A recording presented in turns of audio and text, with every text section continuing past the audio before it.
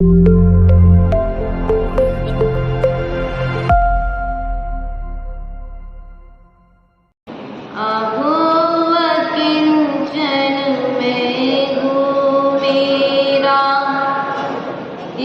जग में क्या है,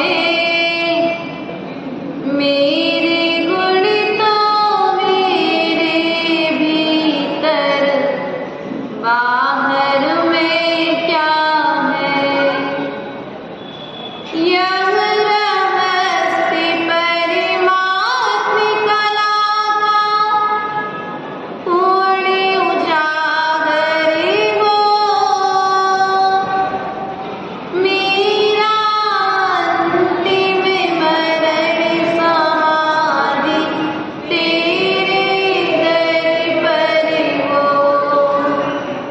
तेरी छत्र छाया भगवन मेरे सिर पर हो। मेरा अंतिम मरण समाधि तेरे दर पर हो। बोले देवादिदेव आदि ब्रह्मा प्रथम तीर्थेश्वर आदिनाथ भगवान की। देवादिदेव चैतन्य चमत्कारी चिंतामणि पारसनाथ भगवान की। देवादिदेव वर्तमान शासनय वर्तमान स्वामी की। आचार्य भगवंत 108 विभव सागर जी महाराज की। उत्तम आकिंचन धर्म की। अहिंसामय परमो धर्म की।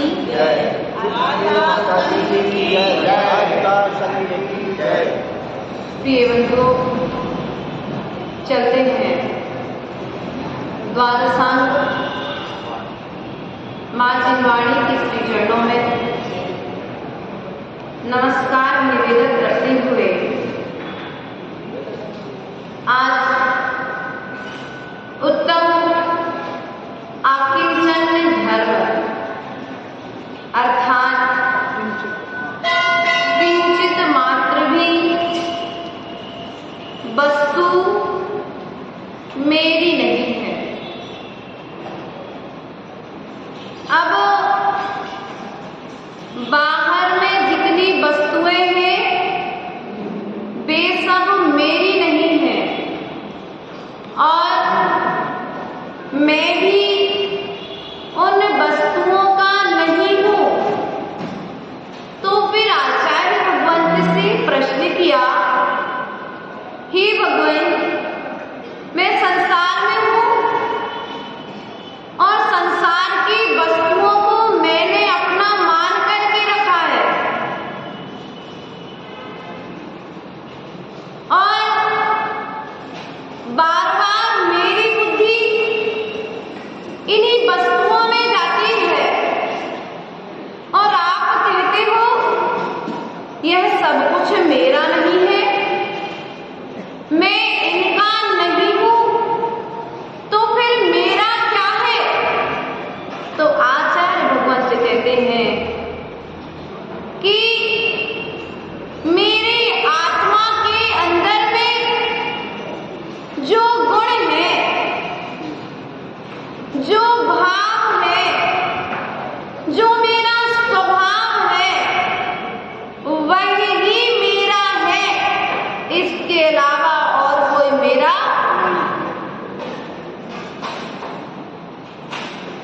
मैं करते करते मैंने पूरी जिंदगी निकाल दी।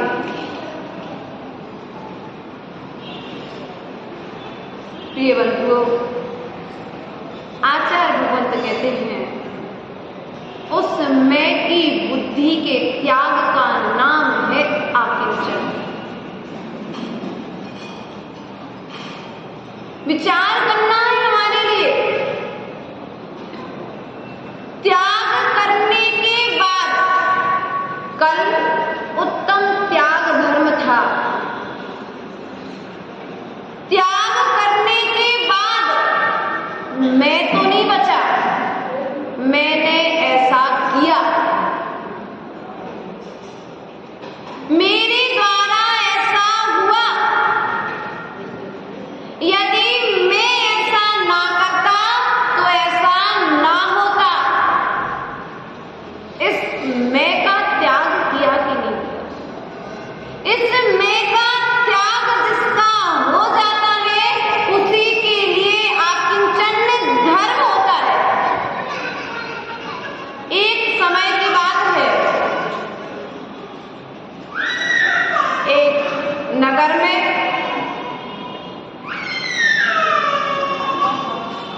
एक ब्राह्मण पंडित रहता था।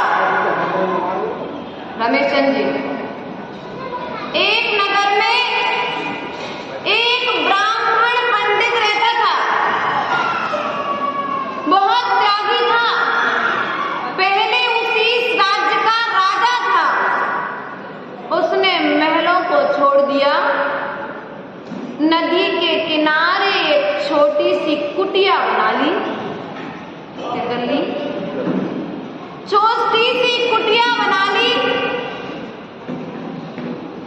और उसी समय उसी नगर में आचार्य भगवंत शांति सागर महाराज का पहुंचना हुआ।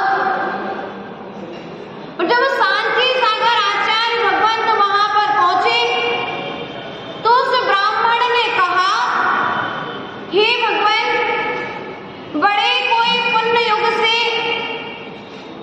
आप जैसे महान तपस्वियों के दर्शन होते हैं।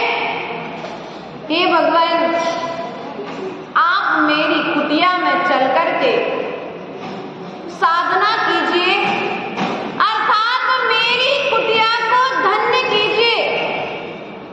आपके चरण जहां पर पड़ जाते हैं वह भूमि तीर्थ भूमि हो जाती है, ऐसा हमने सुना है। आचार्य भगवंत पहुंचे, रुके, सामयिक की और अपने अब उस ब्राह्मण ने, उस साधु ने भगवान से पूछा, हे भगवान, कुटिया कैसी लगी? क्या मेरी कुटिया कैसी लगी? भगवान ने कुछ ना कहा, क्योंकि महल का तो त्याग हो गया, लेकिन मैं का त्याग नहीं हुआ। अभी साधुता नहीं आई है। बढ़ते चले, बहुत समय बीत गए। उस ब्राह्मण बाबा का भगवान के पास आना हुआ। पुनः पूछा, भगवान, मेरी कुटिया कैसी लगी?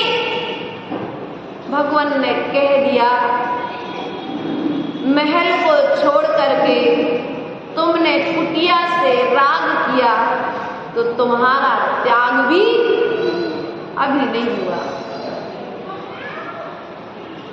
उसने जाकर के अभिप्राय को ना समझते हुए अपने ज्ञान के द्वारा उस कुटिया में आग लगा दी, उस कुटिया को जला दिया कि जब मैंने महलों का त्याग किया तो मुझे इस कुटिया को बनाने की आवश्यकता क्या थी? त्याग कर दिया, कुटिया को जला दिया। भगवान के पास पुनः पहुंचा, बोला, भगवान, मैंने उस कुटिया को जला दिया, वह जल करके राख हो गई है। अब बता दीजिए वह कुटिया कैसी लगी थी? कुटिया जल करके राख हो गई, लेकिन मैंने वह कार्य कैसा किया था, यह शब्द सुनने के लिए अभी भी मैं बुद्धि का त्याग, उस बाबा की वह स्थिति थी। और उनमें से वैसे कई बाबा हमारे नगर में, समाज में विराजमान है, मंदिर में विराजमान। विचार करना कि मैं की बुद्धि का त्याग किया कि नहीं किया। छिपकली की एक धारणा होती है, एक मान्यता होती है कि यदि मैं हट जाऊंगी तो ये छत, उसी तरह से हमने भी एक मान्यता बना करके रखी है, मैं पूरे परिवार को चला रहा हूं। स्वार्थ का संसार कहानी सुनी होगी आपने, और स्वार्थ के संसार की दशा को आपने देखा भी है। कोई किसी का साथी नहीं है। आप अकेला अवतरे मरे अकेला होए, यूं कहूं इस जीव को साथी सगाना। एक छोटा सा दृष्टांत याद आता है। इस संसार की असारता को देखते हुए भी यह जीव संसार में मूर्खता से पड़ा हुआ है। उसमें अपनी बुद्धि को लगाए हुए है। हमें स्वयं विचार करना है। सुनाने वाले आ रहे हैं, सुनने वाले सुन रहे हैं, लेकिन सुनने के बाद में आचरण कितना हो रहा है? मैं ऐसा कर रहा हूं, मैं ना होता तो शायद ऐसा काम नहीं होता। नहीं भैया, ये मैं का त्याग कर दो, और जहां पर मैं हट जाएगा वहां पर सब हो जाएंगे। तब हो जाएंगे तो एक हाथ जो काम करता है वो 100 हाथ कर सकते हैं। मैं में 2 हाथ रहते हैं, बस 2 मात्राएं हैं। मैं वाला अकेला होता है, और जहां पर मैं हटता है, मेरा हटता है, वहां पर सब आ जाते हैं, हमारे आ जाते हैं, हमारा आ जाता है। तो काम जो 10 मिनट में होने वाला था वो 1 मिनट में हो जाता है। विचार करना है। एक समय की बात है, एक नगर में एक साधु संत का आना हुआ, और उन साधु संत ने, उन त्यागी व्रती ने बहुत अच्छा उपदेश दिया। उपदेश को सबने बहुत अच्छे से सुना। सुनने के पश्चात में नगर से पहुंच गए प्रभु चरणों, गुरु चरणों में, उन विद्वान के पास में पहुंच गए और बोले, मेरे कल्याण का उपाय बता दीजिए। उन्होंने कहा, भैया कल्याण का उपाय यही है कि आप दीक्षा धारण करिए, अर्थात आपके पास अब अधिक समय नहीं बचा है। कब आयु का क्षरण हो जाए, अब आप मोक्ष मार्ग पर निकल जाइए। वे पंडित जी कहते हैं, वे नगर से उन साधु व्रती पंडित जी से कहते हैं कि यदि मैं घर छोड़ दूंगा तो मेरे परिवार का पालन पोषण करने वाला कौन है? अभी तो छोटे बेटे की शादी की है, उसका पालन पोषण कौन करेगा? नई बहू आई है, बेटी अभी घर में है, उसका कौन देखेगा? पंडित जी कहते हैं, ठीक है, एक काम करो, अभी इन 10 दिनों के बाद जब हम नगर से जाएंगे तब तुम हमारे साथ चलना। क्या करना? चलना। 10 दिन बाद वो पुजारी जी पंडित जी के साथ में सेठ जी चले जाते हैं, और यहाँ पर नगर में हल्ला हो जाता है कि सेठ जी के लिए शेर ने खा लिया। क्या कर लिया? सेठ जी के लिए शेर ने खा लिया। पूरे गांव में हल्ला हो जाता है, परिवार में हल्ला हो जाता है, लेकिन स्वार्थ की स्थिति देखिए, पूरे नगर के लोग तो जंगल की ओर भाग रहे हैं, लेकिन जो पत्नी है, जो बहू है, जो बेटी है, अभी जो बेटा है, वह क्या देख रहा है कि जब तक सेठ जी की नगर में डेड बॉडी अर्थात लाश प्रवेश करे, उसके पहले उनका जितना भी धन संपत्ति रखी है उसका पहले उसको ठिकाने, वरना 4 लोगों के सामने खोलना पड़ेगा। तो हमारे हिस्से में कम अच्छे अच्छे जो आइटम बनाए थे, क्योंकि चतुर्दशी के बाद सेठ जी गए थे तो 10 दिन सब त्यागी व्रती थे, तो घर में बड़ी अच्छी जलेबी बनी थी, नाना तरह के आइटम बने थे। तो सेठ जी की लाश घर में आए उसके पहले उस आइटम को स्थिति ये है। सेठ जी के मन में आकुलता थी, क्योंकि झूठा हल्ला दिया था। सेठ जी अपने घर के खप्पर पर चढ़ करके देखते हैं कि क्या स्थिति है। गांव में तो हल्ला हो रहा है, शोर मनाया जा रहा है। सेठ जी चले गए तो दान कौन करेगा? उनके बराबर धर्मात्मा कोई नहीं था। अब परिवार की स्थिति देखते हैं, मेरी पत्नी सबसे ज्यादा दुखी होगी, मेरी बहू जो आज आई वो सबसे ज्यादा दुखी होगी। देखता हूँ क्या करूँ। ऐसे घर के ऊपर में एक ऐसा जाला था, उस जाले में से जब सेठ जी ढूंढ करके देखते हैं तो देखते हैं पत्नी बड़ी आराम से पैसे गिन रही है, बहू बेटे बच्चे मिलकर के बढ़िया रसमलाई खा रहे हैं। और क्या करें, पिताजी की बाड़ी घर में आए, उसके पहले सब चीजें हिसाब किताब व्यवस्थित, क्योंकि रात भर रखी रहेगी तो भूखा रहना पड़ेगा। इससे अच्छा उसके पहले विचार करिए, तुम जिसको अपना कह रहे हो वो तुम्हारा नहीं है। तुम किसके लिए भूल करके बैठे हो?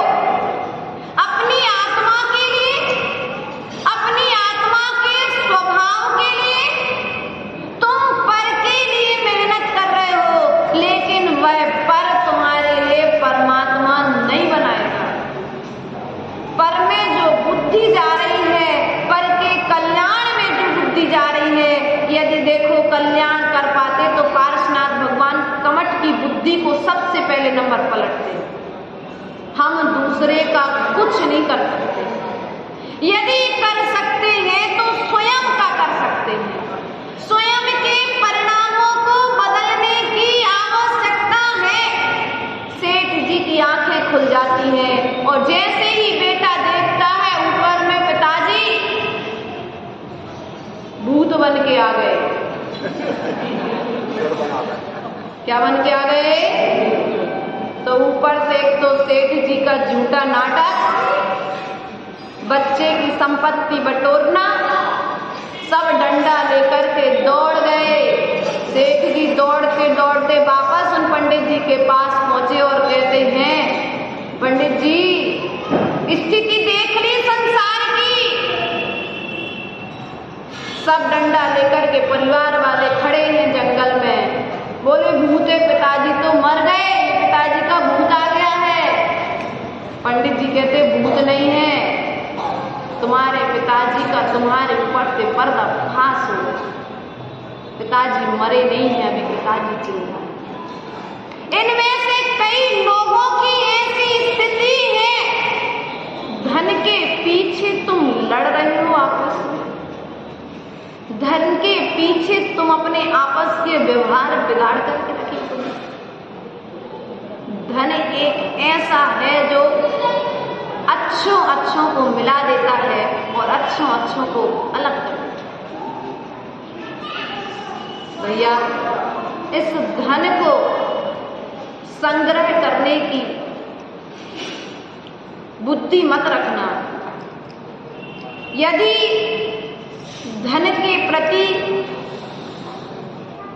तुम्हारी बुद्धि रही तो धर्म नहीं कर पाओगे।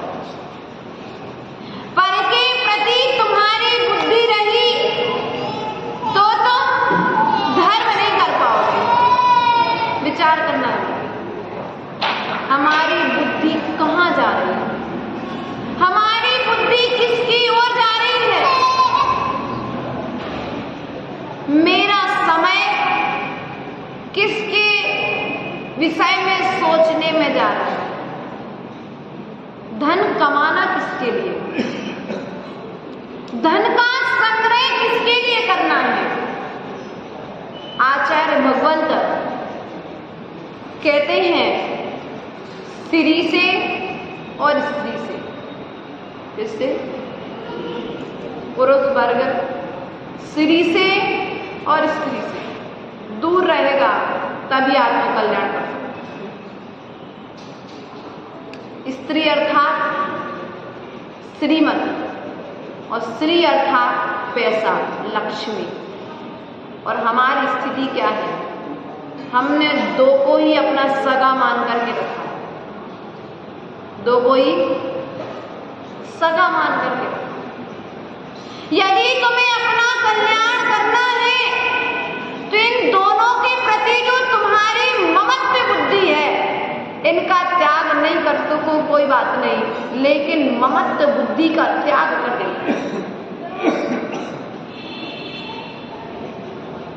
एक समय एक सेठ जी के घर में एक चोर घुस जाता है, और जब चोर घुसता है तो सेठ जी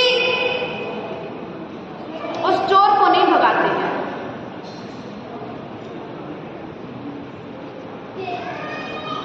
जब सेठ जी को नहीं भगा, सेठ जी चोर को नहीं भगाते हैं, और चोर देख लेता है कि मुझे सेठ ने देख लिया है, उसके बाद में भी सेठ ने कोई हल्ला नहीं किया। कारण क्या है? वह चोर चोरी करके धन तो अपने गमछे में बांध लेता है, लेकिन जाने के पहले उसके मन में विचार आता है कि सेठ ने मुझे देख लिया, उसके बाद में भी कोई हल्ला नहीं किया, पुलिस को नहीं बुलाया, कोई प्रतिक्रिया नहीं, इसका कारण मैं पूछ करके ही जाऊंगा। वह सेठ जी के पास पहुंच जाता है, वो कहता है सेठ जी मैं धन को लेकर के जा रहा हूं। सेठ जी कहते हैं ले जाओ। बोले आपको दुख नहीं है? बोले नहीं। बोले दुख क्यों नहीं है? बोले मुझे आज छोड़ना है, कल छोड़ना था, तो आज तुम लेके जा रहे हो क्या? मुझे कल छोड़ करके जाना था, तो आज तुम लेकर के जा रहे हो, और तुम लेकर के जा रहे हो तो उपयोग कर लोगे, तुम्हें आवश्यकता है, जब तो तुम इतना महान पाप कर रहे हो तो कम से कम इस धन को ले जाकर के तुम पाप करना बंद करो। प्रिय बंधुओं, विचार करना है, हमारी भी ऐसी मान्यता है कि नहीं है धन के प्रति? किसी किसी के मुख से ऐसा सुनने में आता है उनके घर की तो लौंग भी नहीं मिल सकती। हाँ आते हैं, कहने वाले सुनाने वाले आते हैं, उस लौंग के प्रति भी तुम्हारा राग नहीं होता क्या? धन से, संपत्ति से आज हमने इतना उसको संग्रहित किया, और उसको संग्रहित करके उसमें इतनी अपनी बुद्धि को रचा पचा दिया है कि हम उससे निकल नहीं पा रहे हैं। बल्कि उतना अहंकार तब नहीं था जब संपत्ति नहीं थी हमारे, जितना अहंकार आज है। सोने की लंका थी रावण के पास, क्या थी? रावण के पास सोने की लंका थी, लेकिन फिर भी वह इज्जत नहीं कमा पाया जो इज्जत राम ने अपने अयोध्या को त्याग करके कमाई। वो सम्मान नहीं पा पाए जो सम्मान राम ने प्राप्त कर लिया। इसलिए प्रिय बंधुओं, सम्मान धन के होने और ना होने से नहीं मिलता है। सम्मान स्वयं के स्वभाव में जाने से मिलता है, अर्थात ममत्व बुद्धि के त्याग से सम्मान मिलता है।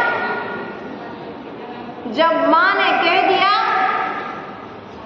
कि भरत का राज्य तिलक किया जाए, स्वीकार है, और जब तक मैं इस राज्य में रहूंगा तब तक भरत सिंहासन पर नहीं बैठेगा, इसलिए क्या किया जाए, मैं वन के लिए विहार करता हूं।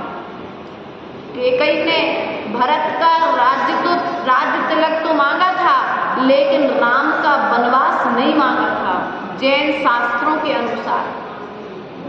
विचार करना है। और राम जब गए तो लोगों ने राम के लिए कितना सम्मान दिया, और हमारी स्थिति क्या है? हमारी स्थिति क्या है वर्तमान में? उन्होंने भरत को दोष नहीं दिया, उन्होंने शत्रुघ्न को दोष नहीं दिया, उन्होंने लक्ष्मण को दोष नहीं दिया, उन्होंने माता कैकेयी को दोष नहीं दिया। और हमारी स्थिति क्या है आज? हमारा जब बंटवारा भव तो हमारे तो पापा ने कटोरी भी नहीं दे रहे। ये बहुओं के मुख से सुनने में आता है। उन बहुओं से हम कहना चाहेंगे, तुम्हारा यदि पुण्य होगा तो तुम्हारे लिए, तुम्हारे भाग्य का मनोवती के लिए जंगल में जिनालय बना था। चंदनवाला के लिए सेठ जैसे पालक मिल गए थे। चंदना सती के दरवाजे पर भगवान महावीर स्वामी पहुंच गए थे। तो तुम अपने भाग्य पर भरोसा रखो, तुम्हारे भाग्य का भाग कराएगा। थोड़ा समय लगेगा, थोड़ा समय लगेगा, लेकिन तुम्हारे भाग्य का तुम्हें मिलेगा, कोई दूसरा तुम्हारे भाग्य का खा नहीं सकता। इसलिए पर को दोष देना और मैं करना बंद कर दीजिए। लड़ाई की जड़ समाप्त हो जाए। तुमने ऐसा किया, हमने, तुम ऐसा ना करते तो हमारे साथ ऐसा ना। नहीं भैया, करता कौन किसका क्या करता है? हम किसी के घरता है ही नहीं। हम पर के करता नहीं है, हम पर के परिणामों के करता नहीं है, हम स्वयं के परिणामों के करता है। किसके करता है?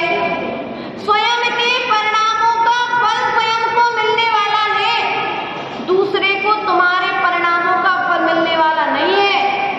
यदि तुम्हारे पिता तुम्हारे लिए संपत्ति दे देते तो तुम कमाना नहीं सीखते क्या?